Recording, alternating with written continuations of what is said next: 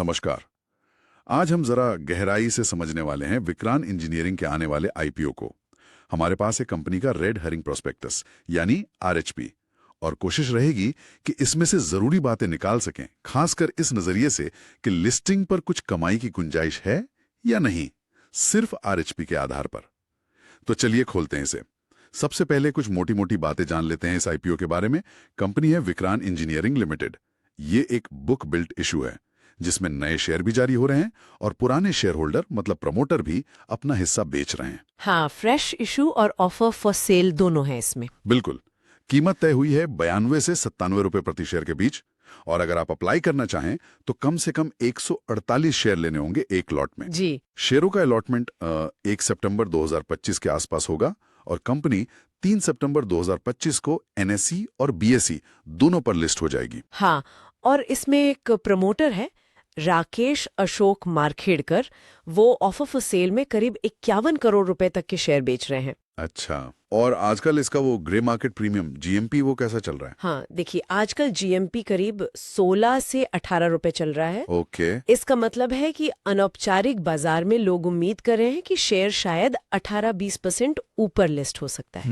18-20%। लेकिन ये सिर्फ एक अंदाजा है, मतलब कोई गारंटी नहीं है। बिल्कुल सही कहा। ये जीएमपी तो बस हवा का रुख बताता है। असल लिस्टिंग तो बाजार के मूड और खरीदने वालों पर निर्भर करेगी। आरएचपी भी साफ साफ कहता है कि इशू प्राइस को भविष्य के बाजार भाव का संकेत न समझे। जी बिल्कुल, आरएचपी में ये डिस्क्लेमर होता ही है। हाँ, और आगे बढ़ने से पहले एक छोटी सी जानकारी देना चाहेंगे। आप emerging titans of stock market देख रहे हैं। अगर आपको हमारा ये विश्लेषण पसंद आ रहा है तो हमें सपोर्ट करने के लिए चैनल को सब्सक्राइब और शेयर जरूर करें। प्लीज सपोर्ट कीजिए। चलिए अब वापस विक्रांत इंजीनियरिंग पर आते हैं। प्रोस्पेक्टस में कंपनी अपनी क्या खासियतें या ताकतें गिनाती है? मतलब क्या है जो उन्हें बाकियों से अलग खड़ा करता है? देखिए, आरएचपी के मुताबिक कंपनी कुछ बातों पर जोर देती है। पहली है अनुभवी लीडरशिप। प्रमोटर राकेश अशोक मार्केटकर और उनकी टीम को इस फील्ड का अच्छा अनुभव बताया गया है। प्रोस्पेक्टस में एक सिजिल रिपोर्ट का हवाला देकर कहा गया है कि कंपनी के पास करीब 441 कर्मचारी हैं और 3500 से ज्यादा सप्लायर्स भी जुड़े हैं। अच्छा खासा नेटवर्क है मतलब। हाँ, दूसरी बात, इनका काम कई क्षेत्रों में फैला हुआ है, जैसे बिजली के ट्रांसमिशन डिस्ट्रीब्यूशन में, पानी के प्रोजेक्ट्स में और रेलवे इंफ्रास्ट्रक्चर में भी। ओके, डाइवर्सिफाइड है। जी, और ये सिर्फ ठेका नहीं लेते, बल्कि शुरुआत से लेकर प्रोजेक्ट पूरा करने तक, मतलब कॉन्सेप्ट से कमिश्निंग तक सब संभालते हैं। End to end services. अच्छा, यानी सिर्फ एक ही तरह के प्रोजेक्ट पर निर्भर नहीं है। और काम कैसा किया है अब तक? कोई ट्रैक रिकॉर्ड का जिक्र? हाँ बिल्कुल। आरएचपी बताता है कि इनका ट्रैक रिकॉर्ड मजबूत है। जून 2025 तक इन्होंने 14 राज्यों में 45 प्रोजेक्ट पूरे किए हैं। 45 प्रोजेक्ट्स? जी, जिनकी कुल कीमत लगभग 19,200 मिलियन रुपए थी, और अभी भी 16 राज्यों में 44 प्रोजेक्ट चल रहे हैं। अरे वाह, काफी काम है। हाँ, जिनका कुल ऑर्डर करीब 51,200 मिलियन का है। इसमें से लगभग 24,400 मिलियन का काम अभी बाकी है, जिसे वो अनएग्जीक्यूटेड ऑर्डर बुक कहते हैं। ये ऑर्डर बुक तो काफी तगड़ी लगती है। ये दिखाता है कि आगे के लिए काम है इनके पास। और क्या खास है? कंपनी अपनी इन हाउस डिजाइन और इंजीनियरिंग टीम का जिक्र करती है, मतलब डिजाइन वगैरह खुद ही करते हैं। प्रोजेक्ट पर नजर रखने के लिए एक सेंट्रलाइज्ड ग्रुप सीपीएमजी भी है। ओके। इनके ज्यादातर ग्राहक सरकारी हैं, जैसे एनटीपीसी, तेलंगाना ट्रांसको, मध्य प्रदेश की बिजली company, district water and sanitation mission वगैरह। अच्छा, सरकारी काम ज्यादा करते हैं। हाँ, ये एक तरह से मजबूती भी है और निर्भरता भी, जिस पर हम शायद बाद में बात करेंगे। पिछले 3 सालों में, मतलब FY23 से FY25, इनकी कमाई करीब 32% सालाना चक्रवृद्धि दर CAGR से बढ़ी है। 32% ग्रोथ अच्छी है। जी, ऑर्डर बुक भी पिछले 3 साल लगभग स्थिर रही है, 20,000 करोड़ के आसपास। इनकी मौजूदगी भी देश भर में है, करीब 190 साइट्स और स्टोर्स, और क्रेडिट रेटिंग भी मिली हुई है, इंडिया रेटिंग से BBB+ और इन्फोमेरिक से भी BBB+, स्टेबल आउटलुक के साथ। सुनने में तो काफी अच्छा लग रहा है। फैला हुआ काम, सरकारी ग्राहक, बढ़ती कमाई, अच्छी ऑर्डर बुक, अनुभवी टीम। लेकिन जैसा हर कहानी के 2 पहलू होते हैं, आरएचपी में कुछ चिंता की बातें या जोखिम भी बताए गए होंगे। बिल्कुल, और उन पर ध्यान देना बहुत जरूरी है, खासकर अगर कोई सिर्फ लिस्टिंग गेन के लिए सोच रहा हो। आरएचपी कई जोखिम गिनवाता है। जैसे कि? सबसे पहले एक बड़ा नियामक जोखिम मतलब रेगुलेटरी रिस्क है। रेलवे मंत्रालय ने कंपनी पर 2 साल का बैन लगाने का एक आदेश दिया है। अरे 2 साल का बैन? ये अनिश्चितता है। अरे बाप रे, ये तो गंभीर बात लग रही है। और क्या है जोखिम? दूसरा बड़ा जोखिम है सरकारी ठेकों पर बहुत ज्यादा निर्भरता। अगर सरकारी नीतियां बदलने, टेंडर मिलने में देरी हो या कोई कॉन्ट्रैक्ट रद्द हो जाए। हाँ, तो बिजनेस पर सीधा असर पड़ेगा। बिल्कुल। एक RSDCL नाम की कंपनी के साथ विवाद का भी जिक्र है, जहां इनकी करीब 15 करोड़ रुपए की बैंक गारंटी भुना ली गई थी। तीसरा, कंपनी को रोजमर्रा का काम चलाने के लिए काफी पैसों की जरूरत पड़ती है, मतलब हाई वर्किंग कैपिटल नीड्स है, और ग्राहकों से पैसा वसूलने में देरी का जोखिम है। RHP बताता है कि FY25 में जो पैसा बाजार से लेना था, ट्रेड रिसीवेबल्स, उसमें से करीब 12% हिस्सा 6 महीने से ज्यादा पुराना था। मतलब पैसा फंसा रहने का डर है। और कैश फ्लो कैसा है? धंधे से पैसा आ रहा है या जा रहा है? यहीं पर एक और चिंताजनक बात सामने आती है। RHP के आंकड़े दिखाते हैं कि कंपनी का ऑपरेटिंग कैश फ्लो यानी धंधे से आने वाला नेट कैश पिछले 2 वित्तीय वर्षों FY24 और FY25 में नेगेटिव रहा है। नेगेटिव मतलब जितना पैसा बिजनेस में लग रहा है उतना ऑपरेशन से आ नहीं रहा। हाँ बिल्कुल। FY25 में करीब 1290 मिलियन नेगेटिव था। ये दिखाता है कि कंपनी को अपना रोज का खर्चा चलाने के लिए बाहर से पैसों पर निर्भर रहना पड़ रहा है, शायद कर्ज लेकर। ये तो वाकई चिंता की बात है। जी, और RHP में ये भी लिखा है कि कंपनी का सरकारी बकाया मतलब स्टैट्यूटरी ड्यूज चुकाने में देरी या चूक का इतिहास रहा है। अच्छा। इन वित्तीय जोखिमों के अलावा प्रोजेक्ट पूरा करने से जुड़े जोखिम भी हैं, जैसे सामान मिलने में दिक्कत, लागत बढ़ जाना, समय पर काम पूरा ना होना वगैरह, क्योंकि कई कॉन्ट्रैक्ट्स फिक्स प्राइस वाले होते हैं। तो लागत बढ़ने का बोझ कंपनी पर आ सकता है। सही कहा। EPC यानी इंजीनियरिंग, खरीद और निर्माण का धंधा बहुत कॉम्पिटिटिव है, जिससे मुनाफे पर दबाव रहता है। नए इलाकों या नए तरह के काम में घुसने के अपने जोखिम है।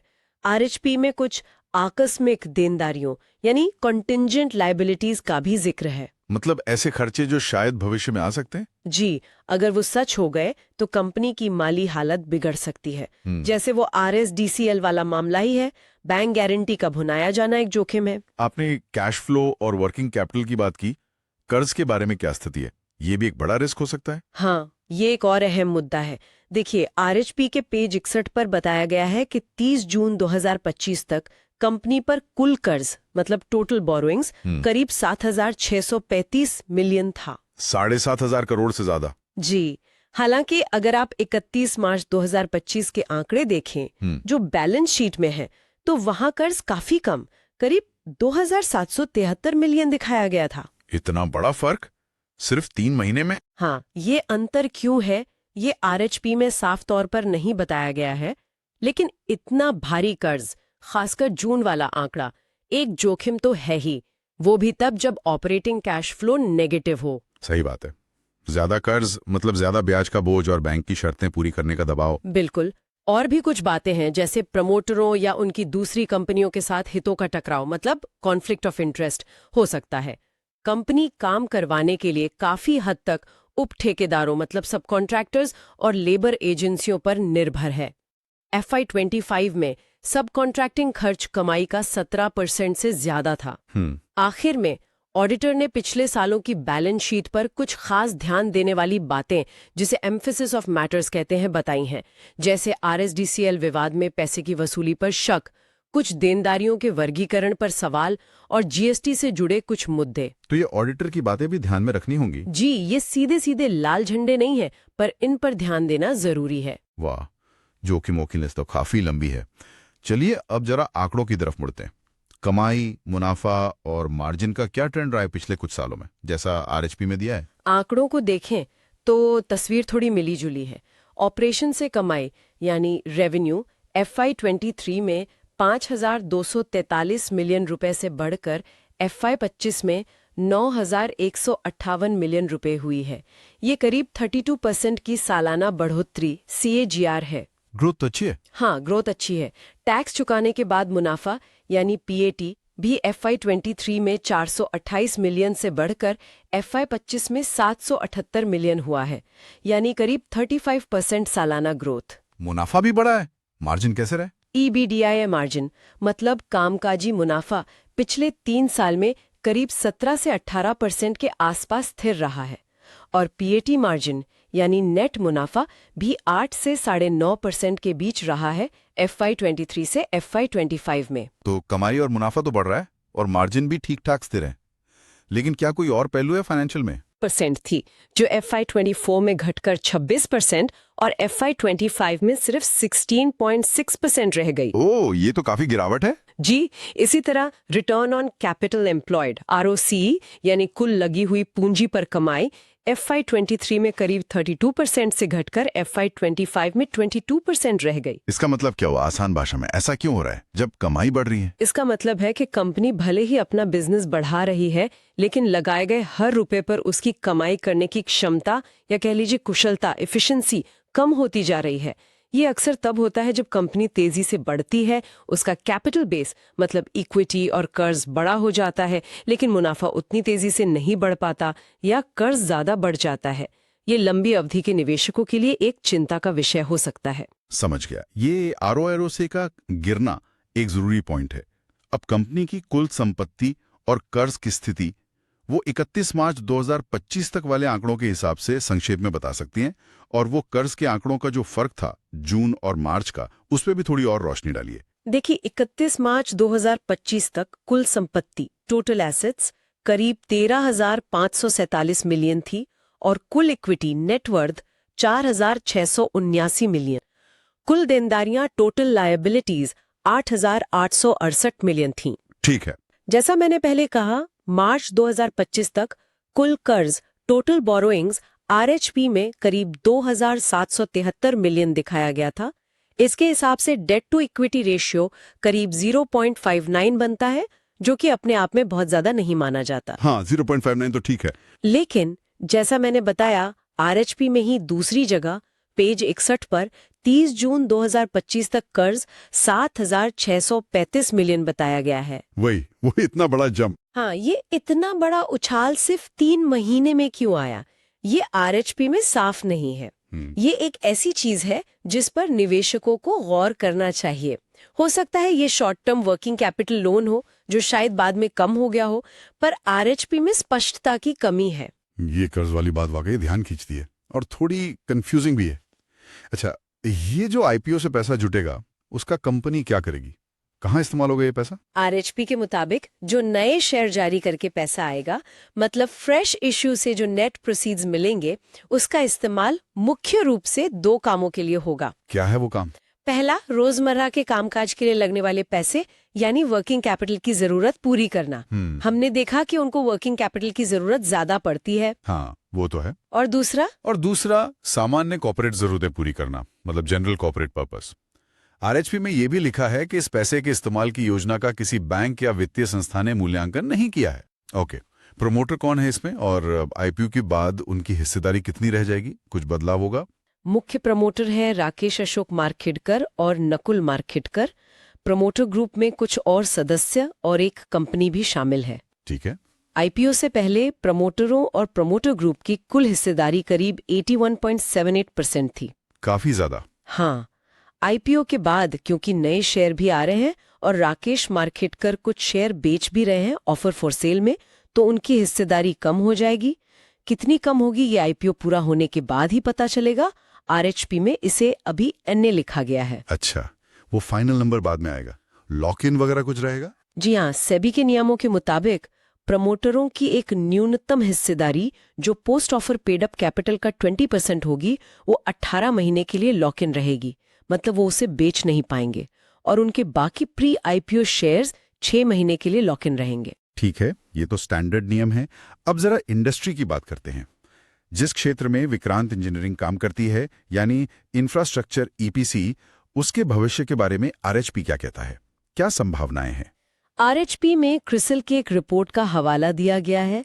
उसके अनुसार भारत सरकार का इंफ्रास्ट्रक्चर पर जोर है, खासकर नेशनल इंफ्रास्ट्रक्चर पाइपलाइन यानी NIP जैसी योजनाओं से। हाँ, NIP का तो काफी जिक्र होता है। जी, जिसमें भारी निवेश करीब 147 ट्रिलियन रुपए का लक्ष्य होना है। अनुमान है कि इसका बड़ा हिस्सा लगभग 62% EPC कॉन्ट्रैक्ट्स के जरिए ही होगा। तो इंडस्ट्री के लिए माहौल अच्छा बताया गया है। और जिन खास सेक्टर्स में ये कंपनी है, बिजली, पानी, रेलवे, उनके बारे में क्या कहा गया है? उनके लिए भी क्रिसिल रिपोर्ट पॉजिटिव आउटलुक देती है। बिजली सेक्टर में बढ़ती मांग, रिन्यूएबल एनर्जी पर फोकस और पुरानी ट्रांसमिशन डिस्ट्रीब्यूशन T&D लाइनों को सुधारने की जरूरत से ईपीसी कंपनियों को फायदा मिलने की उम्मीद है। नई लाइनों और मेट्रो पर खर्च बढ़ने की उम्मीद है, जिसका बड़ा हिस्सा ईपीसी कंपनियों को मिलेगा। तो जिन सेक्टर्स में विक्रांत काम करती है, उनमें ग्रोथ की काफी संभावनाएं बताई गई हैं। तो इंडस्ट्री का आउटलुक तो पॉजिटिव लग रहा है, लेकिन ये भी ध्यान रखना होगा कि ये सब क्रिसिल रिपोर्ट के अनुमान हैं। बिल्कुल, और उन पर पूरी तरह निर्भर रहने के अपने जोखिम हैं, जिसका जिक्र आरएचपी में भी है। ठीक है, तो अगर हम सब कुछ समेटें, आरएचपी के हिसाब से कोई निवेशक इस आईपीओ में पैसा लगाने के बारे में क्यों सोचेगा? क्या मुख्य पॉजिटिव पॉइंट्स हैं? और प्रोजेक्ट पूरे करने की क्षमता। उनका काम कई अलग अलग सेक्टरों में फैला है, मतलब डाइवर्सिफिकेशन है। ऑर्डर बुक अच्छी खासी है और ग्राहक भी जाने माने हैं, हालांकि ज्यादातर सरकारी हैं। प्रमोटर और मैनेजमेंट अनुभवी बताए गए हैं। जिस इंडस्ट्री में है उसमें ग्रोथ की अच्छी संभावनाएं दिख रही हैं, और अपनी डिजाइन इंजीनियरिंग टीम होना भी एक प्लस पॉइंट है। और दूसरी तरफ मुख्य जोखिम क्या हैं जिन पर निवेशकों को जरूर ध्यान देना चाहिए? एक क्विक रिकैप। संक्षिप्त में कहूं तो सबसे बड़ा है वो रेलवे से संभावित बैन का नियामक जोखिम। दूसरा, सरकारी ठेकों पर बहुत ज्यादा निर्भरता और उससे जुड़ी अनिश्चितताएं। तीसरा, पैसे की जरूरत यानी वर्किंग कैपिटल ज्यादा होना, और खासकर नेगेटिव ऑपरेटिंग कैश फ्लो एक बड़ी चिंता है। हाँ, वो कैश फ्लो वाली बात। चौथा, कंपनी पर काफी कर्ज है, खासकर वो जून 2025 वाला आंकड़ा देखें तो, और उसे चुकाने और शर्तों को मानने का दबाव। पांचवा, प्रोजेक्ट पूरा होने में देरी या लागत बढ़ने का खतरा। छठा, इंडस्ट्री में कंपटीशन बहुत है। सातवां, ऑडिटर द्वारा बताई गई वो खास ध्यान देने वाली बातें। और आखिर में जीएमपी और लिस्टिंग प्राइस की अनिश्चितता तो है ही। तो अब आते हैं उस सवाल पर जो कई लोगों के मन में होगा, खासकर जो शॉर्ट टर्म गेन देख रहे हैं। इन सारी बातों को ध्यान में रखते हुए और सिर्फ आरएचपी के विश्लेषण के आधार पर अगर कोई केवल लिस्टिंग पर होने वाले फायदे के लिए, मतलब लिस्टिंग गेन के लिए इस आईपीओ में पैसा लगाना चाहे, तो क्या ये मौजूदा बाजार के हालात में एक सही रणनीति हो सकती है? आपकी क्या राय है? देखिए, ये सवाल बहुत अहम है और इसका जवाब सीधा हाँ या नहीं में देना मुश्किल है, खासकर जब हम सिर्फ आरएचपी पर आधारित हैं।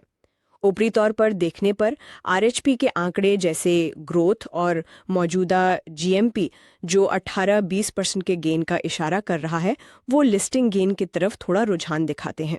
हाँ, जीएमपी तो आकर्षक लग सकता है। बिल्कुल, कंपनी की ग्रोथ स्टोरी, ऑर्डर बुक जैसी बातें अच्छी लगती हैं, लेकिन हमें तस्वीर का दूसरा पहलू नहीं भूलना चाहिए जो हमने अभी डिस्कस किया, यानी वो सारे रिस्क। जी हाँ, जैसा हमने विस्तार से चर्चा की, जोखिम बहुत सारे हैं और कुछ तो काफी गंभीर हैं, जैसे वो रेलवे बैन का संभावित मुद्दा, काफी ज्यादा कर्ज और उसमें वो आंकड़ों की विसंगति, नेगेटिव ऑपरेटिंग कैश फ्लो और ऑडिटर की टिप्पणियां। ये सब मिलकर एक सतर्कता का संकेत देते हैं। जीएमपी, जैसा हमने शुरू में कहा, बस एक हवा है, कोई गारंटी नहीं। असली लिस्टिंग सब्सक्रिप्शन कितना होता है, बाजार का मूड कैसा रहता है लिस्टिंग के दिन, इन सब बातों पर निर्भर करेगी। आरएचपी खुद कहता है कि लिस्टिंग प्राइस का कोई भरोसा नहीं। और मार्केट कंडीशन भी तो मायने रखती हैं। बिल्कुल, बाजार के मौजूदा हालात भी बहुत स्थिर नहीं कहे जा सकते, उतार चढ़ाव बना हुआ है। ऐसे में सिर्फ लिस्टिंग गेन के लिए पैसा लगाना, खासकर इस आईपीओ में जहां आरएचपी खुद इतने सारे जोखिम बता रहा है, एक बहुत ज्यादा जोखिम भरा दाव, एक हाई रिस्क बेट हो सकता है। तो ये एक तरह का सट्टा होगा। हाँ, ऐसे आप एक सट्टा रणनीति कह सकते हैं। हो सकता है आपको अच्छा रिटर्न मिल जाए अगर लिस्टिंग अच्छी होती है, लेकिन नुकसान की संभावना भी उतनी ही प्रबल है जैसा आरएचपी के जोखिम वाले हिस्से से साफ पता चलता है। ये उन निवेशकों के लिए नहीं है जो जोखिम से बचना चाहते हैं। और लॉन्ग टर्म के लिए, अगर कोई लंबी अवधि के लिए निवेश करना चाहता है तो उसे इन जोखिमों के साथ साथ कंपनी की भविष्य की योजनाओं, मैनेजमेंट की क्षमता कि वो इन चुनौतियों से कैसे निपटेंगे और क्या वो अपनी सरकारी निर्भरता कम कर पाएंगे, इन सब का और गहराई से विश्लेषण करना होगा। वो सिर्फ आरएचपी पढ़ने से नहीं हो सकता। तो ये थी विक्रांत इंजीनियरिंग आईपीओ की हमारी पड़ताल, सीधे कंपनी के प्रोस्पेक्टस यानी आरएचपी से।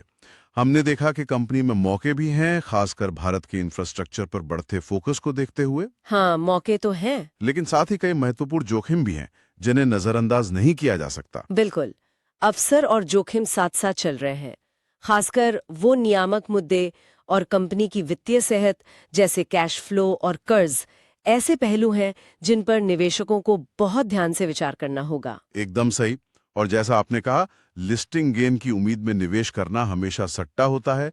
जीएमपी पर आंख बंद करके भरोसा करना समझदारी नहीं। अब सुनने वालों के लिए सोचने को एक बात छोड़ जाते हैं। जी, ये देखते हुए कि कंपनी सरकारी ठेकों पर इतनी ज्यादा निर्भर है, क्या भविष्य में इसका प्राइवेट सेक्टर या शायद विदेशी बाजारों में घुसना आसान होगा? और अगर ये ऐसा करती भी है, तो क्या वो कदम मौजूदा जोखिमों, खासकर सरकारी नीतियों पर निर्भरता वाले जोखिम को कम करने के लिए काफी होगा? इस पर जरूर सोचिएगा। बहुत अच्छा सवाल है सोचने के लिए। आज के इस विश्लेषण के लिए आपका